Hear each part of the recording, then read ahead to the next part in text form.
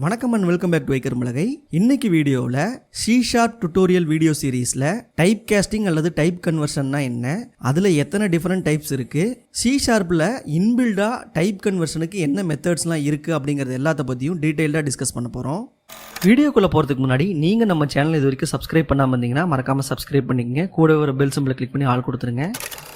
நாம் யூடியூப் மட்டும் இல்லாமல் Instagram, Facebook page, Facebook group, Telegram இந்த மாதிரி பல்வேறு சோசியல் மீடியாக்களையும் அவைலபிளாக இருக்கிறோம். மறக்காமல் அங்கேயும் வந்து நம்மளை ஃபாலோ பண்ணுங்கள்.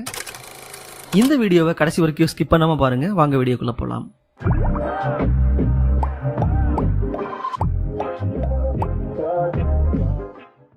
ரொம்ப நாளைக்கு முன்னாடி நம்ம C# டுட்டோரியல் ரிலேட்டடாக நிறைய வீடியோஸ் போட்டுட்ருந்தோம். பட் அது ஏதோ சில காரணங்கள்னால அந்த வீடியோஸ்லாம் ஸ்டாப் ஆகிடுச்சு.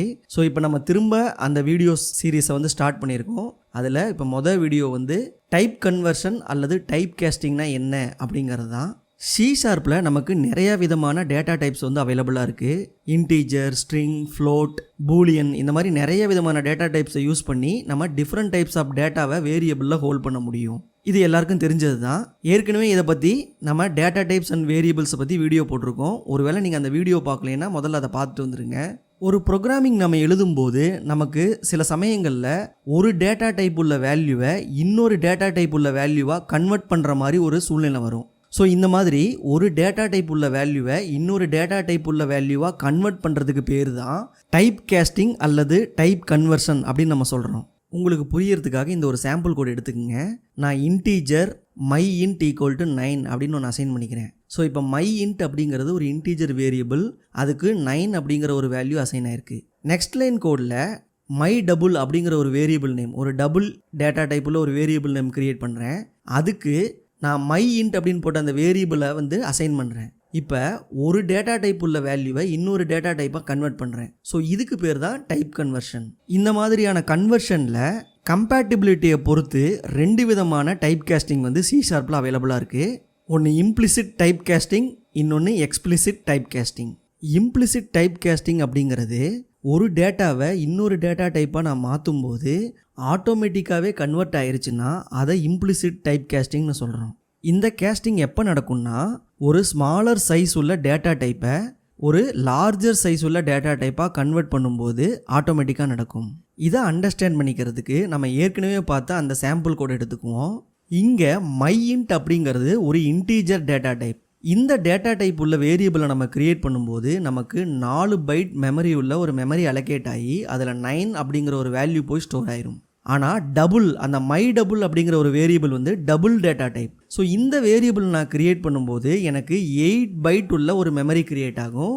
ஸோ ஒரு 8 பைட் அப்படிங்கிறது ஒரு லார்ஜர் மெமரி, இன்டீஜருங்கிறது 4 பைட் மெமரி, அது ஸ்மாலர் மெமரி. ஸோ ஒரு ஸ்மாலர் மெமரி உள்ள ஒரு டேட்டா டைப் வேல்யூவை லார்ஜர் மெமரி உள்ள ஒரு டேட்டா டைப்பாக நம்ம அசைன் பண்ணும்போது இந்த கன்வர்ஷன் ஒரு இம்ப்ளிசிட் கன்வர்ஷனாக ஆட்டோமேட்டிக்காகவே கன்வெர்ட் ஆயிரும். இன்னும் ஒரு ரியல் டைம் எக்ஸாம்பிள் சொல்லணும்னு பார்த்தீங்கன்னா, ஒரு 1 லிட்டர் பாட்டிலில் இருக்கிற தண்ணியை நீங்கள் ஒரு 2 லிட்டர் பாட்டிலில் ரீப்ளேஸ் பண்ண முடியும். ஸோ அவ்வளோதான், சிம்பிளாக சொல்லப்போனால் அவ்வளோதான். இதுதான் இம்ப்ளிசிட் கேஸ்டிங். இதில் நம்ம ஸ்பெஷல் எஃபோர்ட் எடுத்து நம்ம மேனுவலாக ஏதாவது ஒரு கன்வர்ஷன் ப்ராசஸ் பண்ணுமான்னு கேட்டால் எதுவுமே கிடையாது. டைரெக்டாக அந்த வேல்யூ தூக்கி இந்த டேட்டா டைப் உள்ள வேரியபிளில் போட்டிங்கனாலே போதும், அது கன்வெர்ட் ஆயிரும். C# சப்போர்ட் ஆகக்கூடிய இம்ப்ளிசிட் டைப் கன்வர்ஷன்லாம் என்னென்னு பார்த்தீங்கன்னா, ஸோ இந்த டேபிளை பாருங்கள். என்னால் பைட்லிருந்து ஷார்ட்டாவோ, இன்ட்டாவோ, லாங்காவோ, ஃப்ளோட்டாவோ, டபுளாவோ எது வேணால் கன்வெர்ட் பண்ண முடியும். அதே போல் ஷார்ட் அப்படின்னு எடுத்திங்கன்னா அதை இன்ட்டாக பண்ண முடியும், இன்ட் எடுத்திங்கன்னா லாங்காக பண்ண முடியும், லாங் எடுத்துட்டிங்கன்னா ஃப்ளோட்டாக பண்ண முடியும், ஃப்ளோட் எடுத்துட்டிங்கன்னா நீங்கள் டபுளாக பண்ண முடியும். ஸோ இந்த மாதிரி மட்டும்தான் நமக்கு இம்ப்ளிசிட் டைப் கன்வர்ஷன்ஸ் அவைலபிளாக இருக்குது.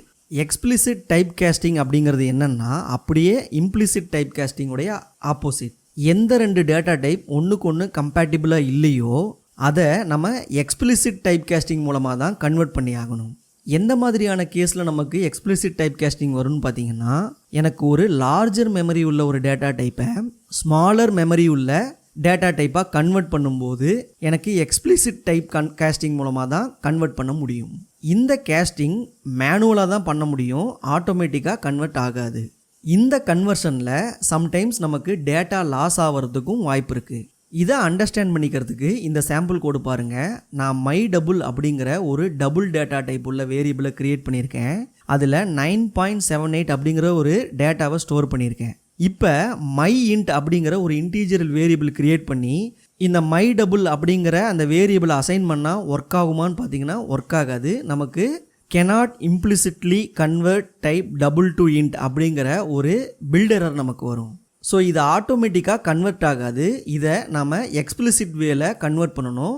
அதுக்கு என்ன பண்ணணும்னா அந்த மை டபுள் அப்படிங்கிற அசைன் பண்ணுறதுக்கு முன்னாடி ஒரு பெராந்தசிஸ்குள்ளே இன்ட் அப்படிங்கிற அந்த டேட்டா டைப்பை நம்ம மென்ஷன் பண்ணணும். ஸோ அப்போ அந்த மை டபுள் அப்படிங்கிற அந்த டபுள் வேரியபிளை இன்டீஜராக அது மேனுவலாக கன்வெர்ட் பண்ணி அதை மை இன்ட் அப்படிங்கிற வேரியபிளுக்கு அசைன் பண்ணணும். இதுக்கு பேர் தான் மேனுவல் கேஸ்டிங் அல்லது எக்ஸ்பிளிசிட் டைப் கேஸ்டிங் அப்படின்னு நம்ம சொல்கிறோம்.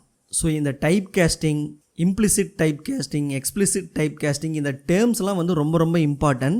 ஏன்னா நீங்கள் ஒரு ஃப்ரெஷர் லெவலில் இன்டர்வியூ போகும்போது இதெல்லாம் கேட்பாங்க. அதனால் இந்த கான்செப்டெல்லாம் எவ்வளவுக்கு எவ்வளவு நீங்கள் அண்டர்ஸ்டாண்ட் பண்ணிக்க முடியுமோ அண்டர்ஸ்டாண்ட் பண்ணி அதுக்கு ஒரு எக்ஸாம்பிளும் மைண்டில் வச்சுக்கோங்க. அப்போ தான் எக்ஸ்பிளைன் பண்ணுறதுக்கும் உங்களுக்கு வசதியாக இருக்கும். ஸோ நம்ம கம்பேட்டிபிலிட்டியை வச்சு implicit and explicit type casting பற்றி பார்த்துட்டோம். ஆனால் இது போக வேறு விதமான சில டேட்டா டைப் கன்வர்ஷனும் அவைலபிளாக இருக்குது. உதாரணத்துக்கு ஒரு பூலியனை வந்து நம்ம ஸ்ட்ரிங்காக மாற்றலாம், ஒரு ஸ்ட்ரிங்கை வந்து பூலியனாக மாற்றலாம். இந்த மாதிரியான கன்வர்ஷனுக்கெல்லாம் சி ஷார்ப்பில் சில இன்பில்டாக சில கன்வர்ஷன் மெத்தட் இருக்குது. சாம்பிளுக்கு இந்த கோடு பாருங்கள். நான் integer my int equal to 10 அப்படின்னு நான் போட்டிருக்கேன். ஸோ இந்த மை இன்ட் அப்படிங்கிறத நான் இப்போ ஸ்ட்ரிங்காக கன்வெர்ட் பண்ணணும் அப்படின்னு நினச்சேன்னா அதுக்கு convert dot to string of my int அப்படின்னு நான் கொடுத்தேன்னா இது ஸ்ட்ரிங்காக மாறிடும். அதே போல் convert dot to double of my int அப்படின்னு நான் கொடுத்தேன்னா அது டபுளாக மாறிடும். ஸோ இந்த மாதிரி ஒரு இன்பில்டு மெத்தடை யூஸ் பண்ணி கூட எக்ஸ்பிளிசிட்டாக நம்மளால் கன்வெர்ட் பண்ண முடியும். ஸோ இன்றைக்கி வீடியோவில் நமக்கு இந்த டைப் கேஸ்டிங் பற்றி இந்த அண்டர்ஸ்டாண்டிங் இது போதும். நம்ம அடுத்த வீடியோவில் இந்த டைப் கேஸ்டிங்கை நம்ம ஒரு கன்சோல் அப்ளிகேஷனில் போட்டு எப்படி நமக்கு இது யூஸ்ஃபுல்லாக இருக்கும் அப்படிங்கிறத நான் டீட்டெயில்டாக எக்ஸ்பிளைன் பண்ணுறேன். நாம் ரீசன்ட் டேஸாக யூடியூப் ஷார்ட்ஸ் வீடியோ நிறைய அப்லோட் பண்ணிகிட்ருக்கோம். மறக்காமல் அந்த வீடியோவுக்கு உங்களுடைய சப்போர்ட்ஸ் நான் எதிர்பார்க்குறேன். இந்த வீடியோ உங்களுக்கு பிடிச்சிருந்தா லைக் பண்ணுங்கள். இந்த வீடியோட லிங்க்கை உங்கள் ஃப்ரெண்ட்ஸ்க்கெலாம் ஷேர் பண்ணுங்கள். நீங்கள் நம்ம சேனல் இது வரைக்கும் சப்ஸ்கிரைப் பண்ணாமல் இருந்தால் சப்ஸ்கிரைப் பண்ணிக்கங்க. அடுத்த ஒரு நல்ல வீடியோவோட சந்திப்போம். நன்றி, வணக்கம்.